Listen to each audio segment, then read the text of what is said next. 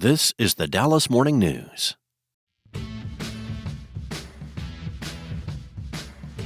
Well, hello, and welcome to a new episode of SportsDay Rangers. I'm John Blake.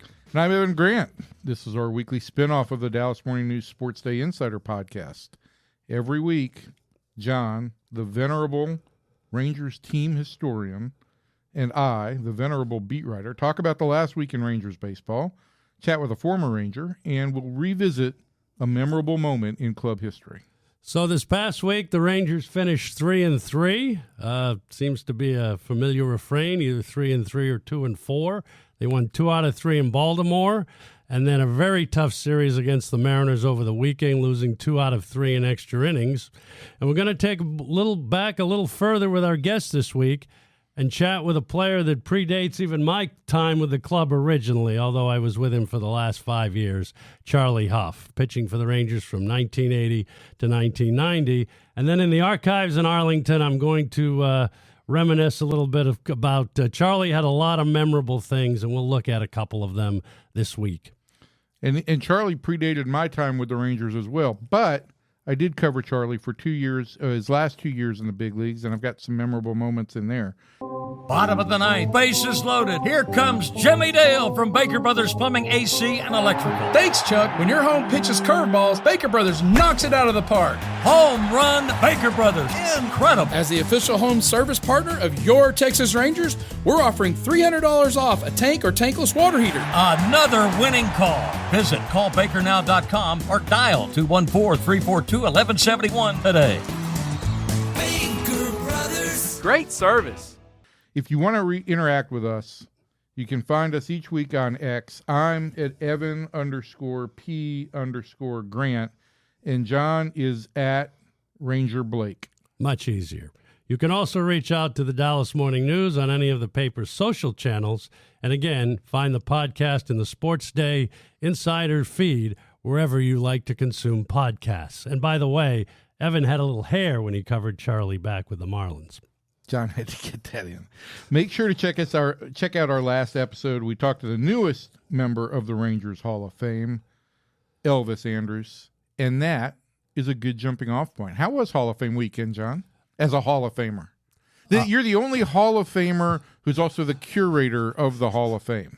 It was a little easier for me than the last Hall of Fame induction when I had to do a speech. It was kind of nice to just relax, but I thought the weekend went really well. This year, we brought back Buddy Bell and Charlie Hough, and Buddy hadn't been back. I don't know if Buddy's been back since he was inducted in 2004 because he's been working. He was a manager and a baseball executive, and he had a great time. It was so nice to see him come back because for me, he's one of the great guys. And one of the cool moments for me was on Saturday. Marcus Semien and Jake Berger, who both were drafted by the White Sox when Buddy was running player development, made a point of wanting to see him. So he came down to the dugout early before the Hall of Fame ceremony, and just the connection and everything. Boch came out. Buddy and Dayton Moore have got a real, it's like a baseball fraternity, and it was a lot of fun for me, that part. Obviously, having Adrian and Michael back to honor Elvis and everything was fun too. But, it's just the Hall of Fame connection is always a fun one for me. Yeah, from my perspective, and I watched most of the speech down on the field, I thought it was a really nice ceremony. There was one moment where one of the Hall of Famers awkwardly got up from his seat and seemed to be directing traffic. That Hall of Famer will remain nameless, but he may be involved in this podcast. I don't know why he got up and felt the need to do that. Well, we were looking for the boots. Yes, the boots that they give to every Hall of Famer. How many times do you think the Hall of Famers then wear the boots? It's probably like the boots we gave to President Biden last August. They end up in their museum. I see. I thought Elvis's speech was really nice. I thought he touched on a lot of stuff that he picked up from Adrian's Hall of Fame speech in Cooperstown last year. Just an immense number of thank yous and a lot of gratitude. But I was really touched by his last lines about be thankful, be joyful, and most importantly, be loved. And I think that really sums up who Elvis is as a player and who he is as a person. And the other great thing was they all stuck to the schedule. The speeches were on time, and in my position, that's always something. I'm sitting there looking at the script, making sure we're on time. And unlike some previous speeches of Hall of Famers who will go nameless today, it worked out great. Now, it was a great weekend, and I think Elvis really, really enjoyed it and was really, really touched. Yeah, there's no doubt about that. And it meant a lot to him to retire as a Ranger. It meant a lot to him to go into this Hall of Fame. It meant a lot that there were a bunch of 2010 teammates there with him. You know, Matt Harrison, Mitch Moreland, Derek Holland, the new pitching coach at UT Dallas. Who else from 2010? Craig Michael Gentry Young, was Craig there. Gentry. It was a good group. It really was. And so that was nice to see. It's kind of a mini 2010 reunion. But it does bring me to one point that I want to start to hammer out with you, John, and that is who's next? We're over this Hall of Fame, so who's next? I have my list of the next Why five don't you Rangers. give me your list before I Before you weigh comment? in? Yes. All right. So here's my list in order, okay? I'm going to say that for me, and this is one that I think should already be in, is Ron Washington. I think Wash needs to be in as long as the theme is that this 2010 team changed the direction of the franchise. Wash needs to be in. I think. Let me write these down so I don't forget. Okay.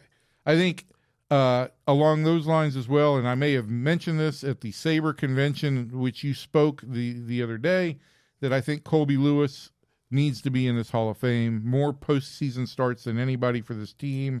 Really embodied what the rebirth of the Texas Rangers pitching staff was. Third,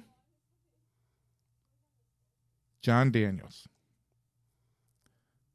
architect of the 2010 teams that went to the playoffs. Brought in Elvis, brought in Matt Harrison. Just did brought in Josh Hamilton. I mean, so I think JD deserves to be in at some point in time, especially since there is a precedent with Tom Grieve, who is in partly for his contributions as GM. You and I have gone back and forth on this one for a while. The other pitcher that I think doesn't get enough recognition is Rick Helling.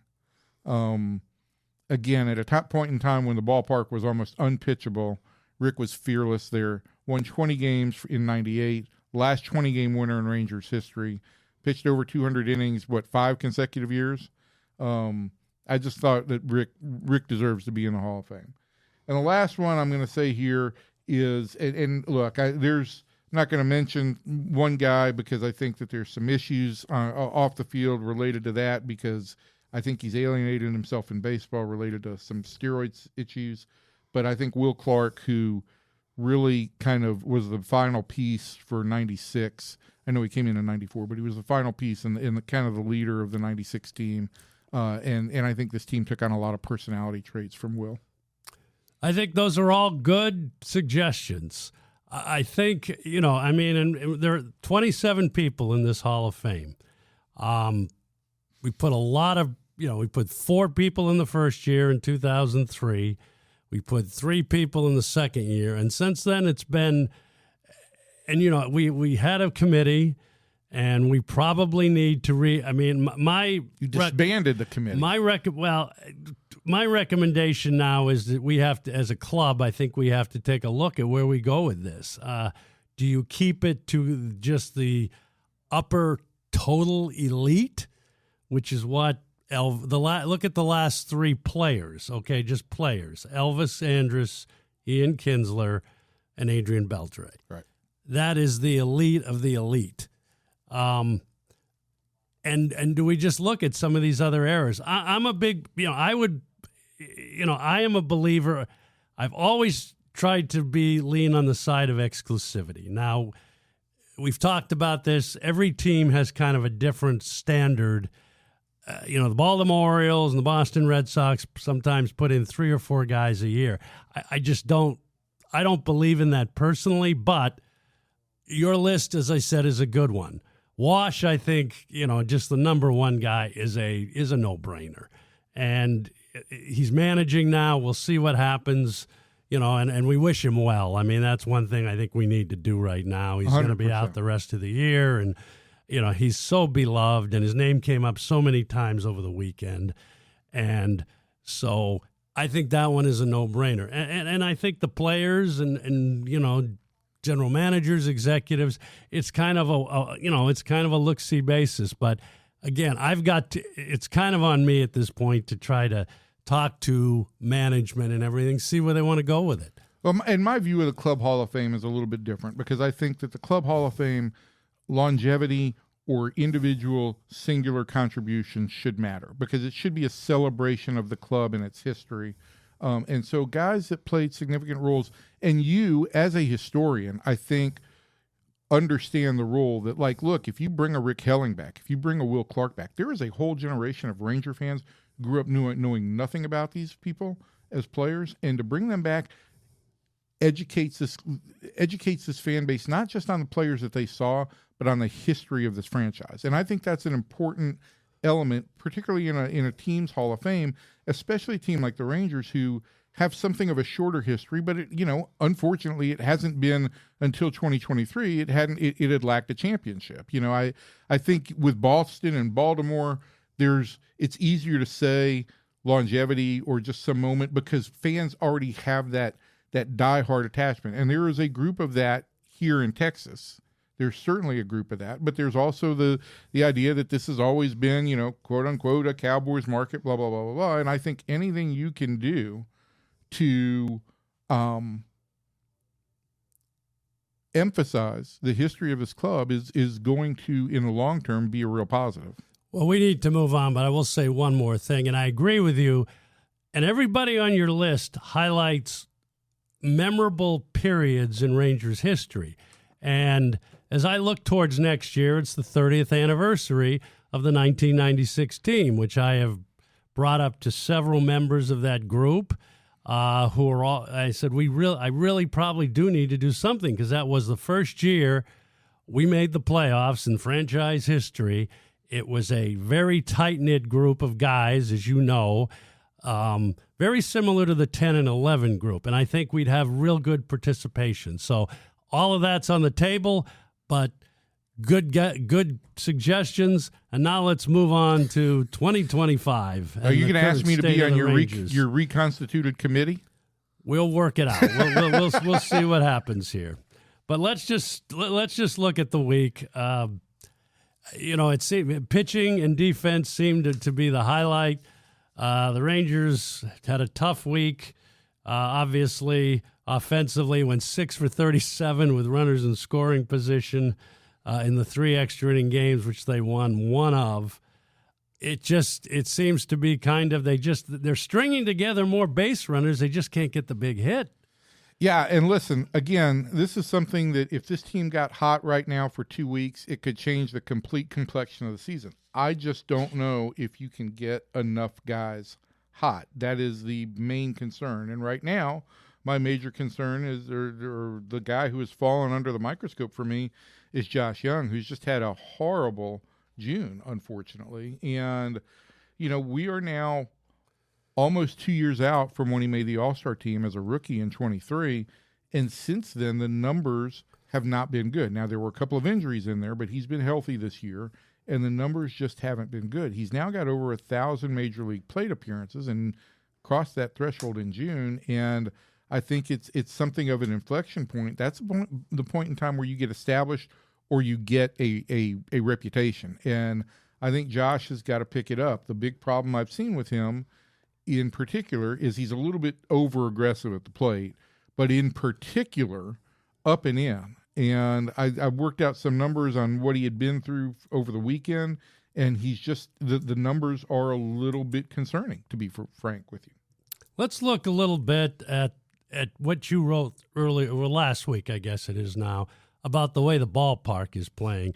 And I don't know, after your story, I tried to look, just watching the games, and it is kind of interesting to watch balls when they're off the bat, to watch how the outfielders are kind of looking at it, thinking the ball is going to carry more than it does. Or 3 or 4 examples yesterday we're taping Monday, the Sunday game against Seattle.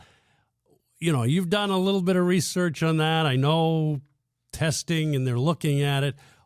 Is there something to that? I don't know what it would be. The temperature in the ballpark the one thing I thought about was, has the temperature changed? And I think it's been set at 74 for at least 2 years. It's been set at 74 since 21. The energy situation. Yeah, we brought it down 2 degrees. So up 2 degrees. So that's been consistent. The balls, there is some thought in baseball, and Major League Baseball acknowledges that drag is up in baseball this year. The players, you've heard some chatter, not just from the Rangers, but you heard some chatter all around the league. Andrew McCutchen, I heard some chatter from some Washington Nationals when we were up there about the seams being raised a little bit. And Major League Baseball does acknowledge that if the seams are up a little bit, even 1/100th of an inch, it can change the drag on a baseball. Their statement is that these are still hand sewn, and there's going to be some variability in just how tightly everything is stitched. But nobody has really complained to me about that. I've just kind of heard chatter secondhand. The only thing I've heard at the ballpark is that there was, it's so hard to figure out that there could be an atmospheric condition because the roof is constantly closed, right? I think there was a door on the truck ramp that was broken, and so that it was open the whole time. It wasn't able to close. I don't know if that was allowing any wind through the tunnel and into the ballpark. I don't think that would be the case, but I do think the club has looked at that and made sure that door functions now. But I can't come up with a real reason why this has happened. There doesn't seem to be any change in the percentage of balls that players are barreling. There doesn't seem to be any percentage of change or any change in, velocity averages on hard hit balls. And so I'm not real sure what the culprit might be, if there is one related to the ballpark. Well, now it's time for us to bring our guest in, and the guest on this week's podcast, one of the best pitchers in club history. 35 years after leaving Arlington, Charlie Hough remains the Rangers' all-time leader in every pitching category, and we'll visit with him next.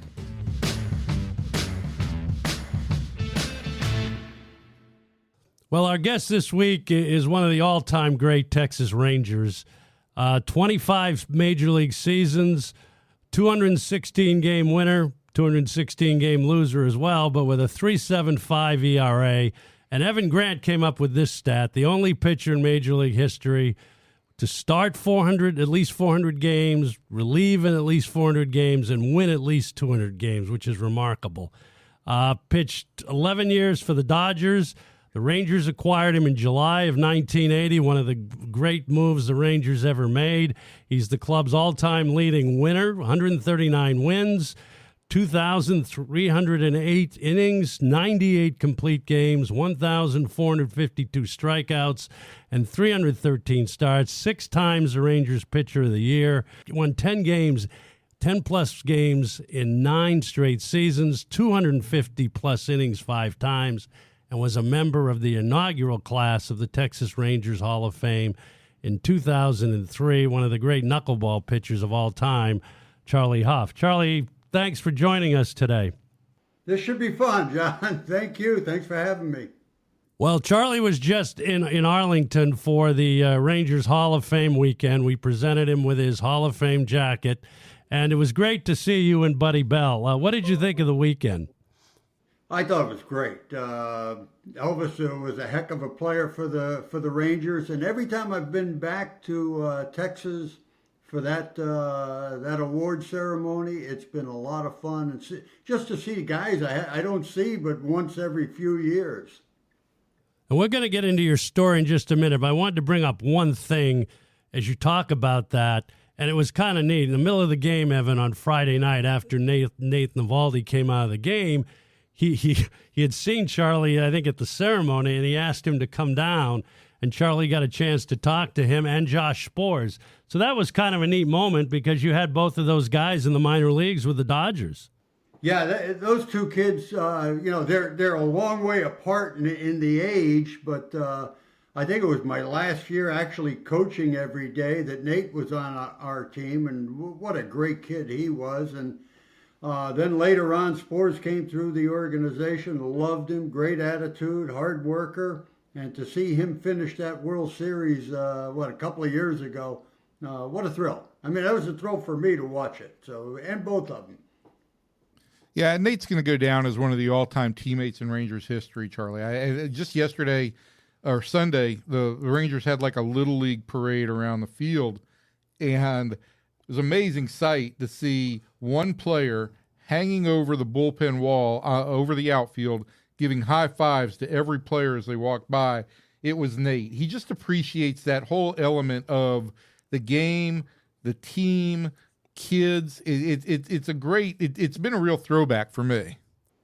Yeah, what a great kid. I mean, he was like a 13th round draft choice because he had had Tommy John surgery, I believe, in high school.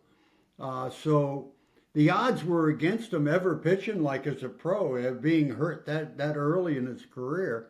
And what he's done to be a World Series hero, and just loves kids. He loves baseball, and kids are the game. Charlie, you told this story. We did a Q&A with you on Friday ahead of the Rangers luncheon that was at the Society for American Baseball Research convention, and I was very fortunate to moderate that Q&A with you and Fergie Jenkins and Colby Lewis. But obviously the question that always comes up for you is the origin story of how you became a knuckleballer. And if you don't tell the line about Lasorda and what he said to you, then we're not doing this right. But tell me the whole story about how you actually transitioned to knuckleballing. Well, it was really quick. I had pitched 2+ years in Double-A as a very mediocre prospect with a sore arm. And I asked the Dodgers to let me go back to the instructional league, generally set up for younger players.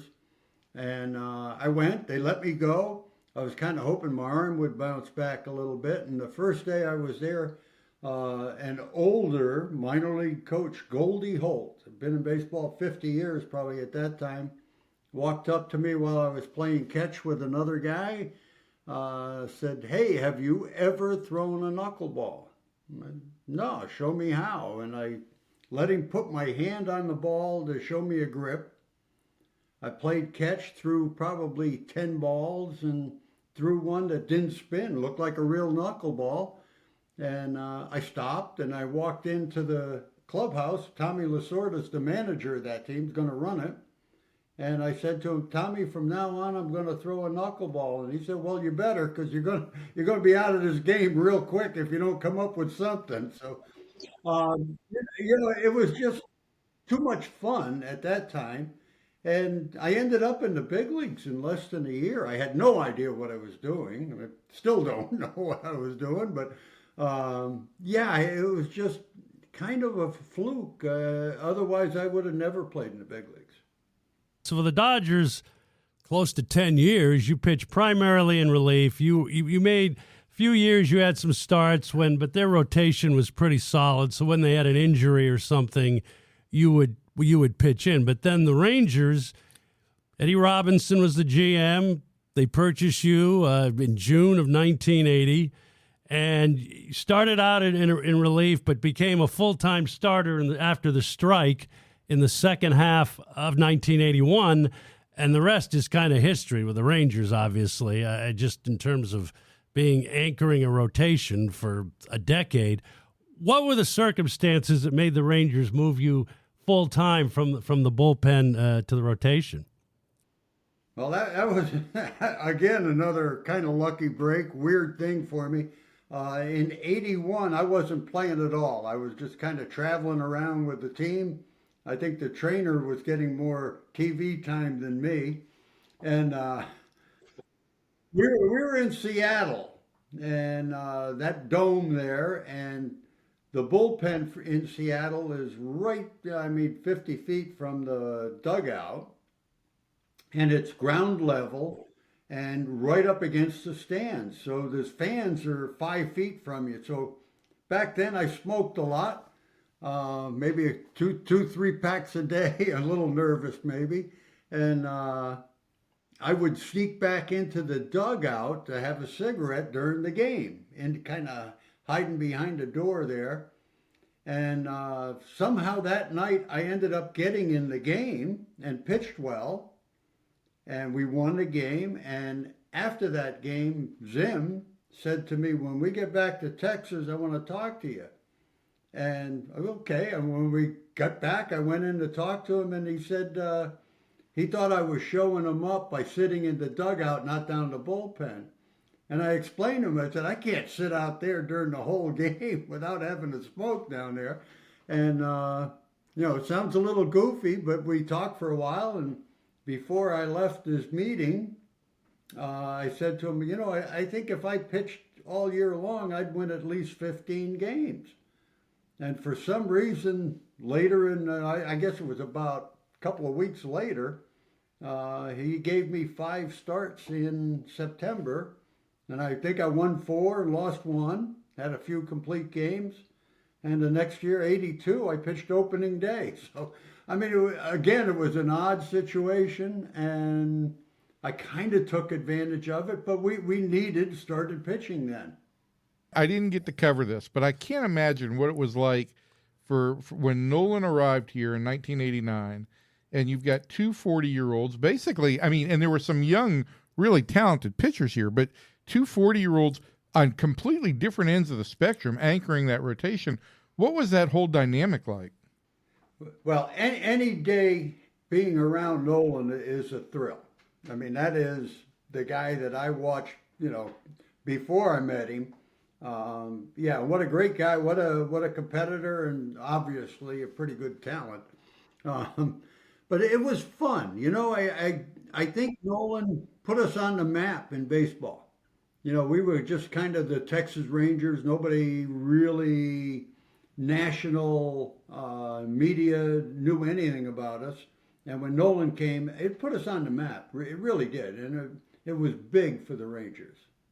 So there's a great picture, Evan. The Morning News did one, I think it was in 87, maybe. It was before Nolan got there. Right. And it was the cover of the baseball issue. Mm-hmm. And it was Charlie sitting on a chaise lounge in Port Charlotte, and the young pitchers, and it was Edwin Correa, Bobby Witt, Paul Kilgus. Kevin Brown. No, it was before Brownie. Oh, okay. I can't think of the last guy. Witt? But whatever, and they were feeding him grapes, and one of them had you remember that picture we took in spring training that year? But it was he was kind of the guy that anchored God, John, no, I don't remember. It's a class. I have it up in my study. But it sounds like me. It's a classic picture, and that's what it was. He every year we would bring new guys in, and there would be Charlie just anchoring that rotation. And when Nolan came in, it kind of did give us those two pitchers that you could count on, every 4 days. Well, some of those kids we had there had really good careers. Edwin Correa and Jose Guzman were absolutely terrific. Bobby Witt, you mentioned Paul Kilgus. Yeah, we had some really good young kids. Never quite finished the club. We were good, but never quite had the depth to compete with the better teams. John, 2 memories I have of Charlie. One, I can't remember if this is 93 or 94, but walking into the clubhouse after a start, and Charlie had pitched that day. And the trend then, Charlie, was, what was the thing where you had the sliding mat where you kind of had booties on and you slid from one side to the other, right? That was a post-game workout. Yeah, that was because my knees and hips were pretty bad. I had a hard time trying to run, so you needed to do some exercises to get some breathing going. And it was called a slide board, I think. You put a kind of a soft booty thing on, and you could kind of slide back and forth like a skater. So that kind of helped me my last few years. And so I walk in there and he's on the sliding board going back and forth, and it is like a speed skating training method, right? I've seen that. And yeah, Charlie, yeah. you got the heater going. I think you did have a big cup that might have had some vodka in it, but that was the post-game workout, and it just made me laugh. It was such a fun time to be around. And then he went out and pitched 200 innings in 93. It's amazing at the age of 48. The other memory I have is right towards the end. I think your son Aaron was probably about 15 or 16 then, and he was traveling with you. We were in Cincinnati, and you were talking about just how bad your hip was. But the memory I had of just you enjoying that time with your son, knowing that this was all coming to an end, what was it like to have your son around that much in '94 and to be able to just kind of share that stuff with him? Well, I've always loved kids in the clubhouse, around the ballpark, and then special to have a teenage kid following me around. Loved baseball, wanted to be a player, didn't make it as a player, but that's family stuff was so much fun. And having him at that point in my career, I knew I wasn't going to last much longer. And, you just run out of time doing things like that. And we'd go on the road and play around the golf once in a while. So it was an absolute blast. And every ball club that I could bring him with allowed it. So it was terrific. Is there anybody that's consulting with you these days about throwing a knuckleball? Does anybody have it as something they're trying to perfect and do as a big league pitcher? I've not had anybody recently. I've watched Matt Waldron in San Diego. I think he's got a chance to be a really good knuckleball pitcher. There's a kid in Detroit, in the Detroit organization in like AA, doing pretty well, just starting out this year. So no, I don't have anybody right now that I've been working with.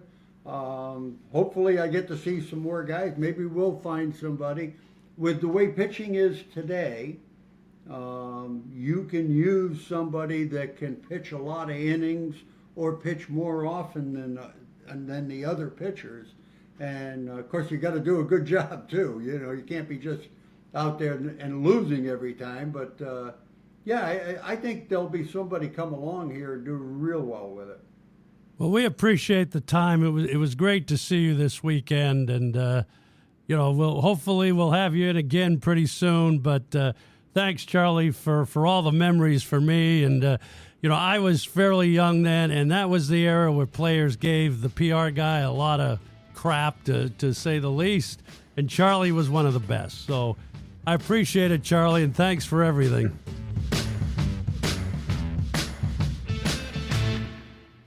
Well, we thank Charlie Hough for that conversation, and I had the distinct pleasure of being around Charlie for a number of years, and the knuckleball certainly caused issues. And this week's Archives in Arlington, I'm just going to tell a couple of quick stories.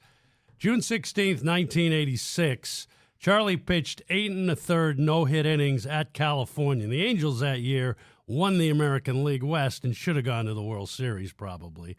Rangers take a 1-0 lead into the 9th inning. He gets the first out, and George Wright, who was a big Ranger phenom, had been inserted for defense in left field in the top of that inning bottom of that inning for Gary Ward. So Jack Howell hits a ball to G-Man, who drops the ball. The ball goes to the wall for a 3-base error. Wally Joyner's the next hitter, and he singles to end the no-hitter, ties the game at 1. He goes to second on a pass ball by Orlando Mercado, and after Doug DeCense strikes out, they walk Reggie Jackson intentionally, so you've got runners at first and second, 2 out in a 1-1 game. Charlie strikes out George Hendrick on a knuckleball. The ball gets by Mercado. And then Joyner scores all the way from second base.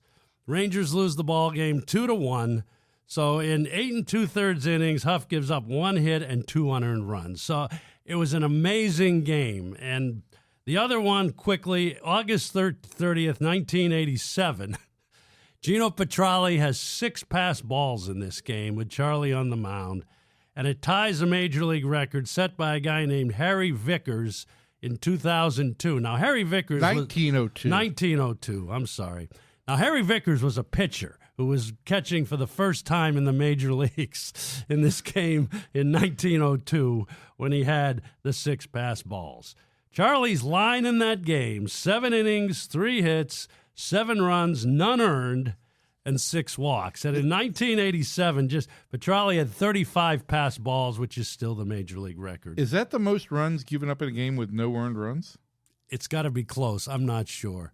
But it's kind of a microcosm of what poor Charlie, he was the losing pitcher in Mike Witt's perfect game, 1-0, the first game of my tenure as the Rangers PR director in 84. But looking at that 87 season, he led the league with 285 in the third innings and 40 starts and won 18 games. It's an amazing chapter, and we got into a few of the stories, but Charlie Hough is one of the all-time greats. I'm just still stunned. Like, I saw a game, the strangest game ending I've ever seen. I've seen a lot of them with the Rangers, but the strangest game ending I ever saw was a 15-inning game when I covered the Marlins. And they were attempting to intentionally walk, I forget who the hitter was. Charles Johnson was the catcher. Pat Rapp was the pitcher. Threw a pitch in the intentional walk because you still had to throw pitches in. Got by Charles. And so the game ended during an intentional walk. Marvin Bernard scored from third base, and the ball didn't get that far away.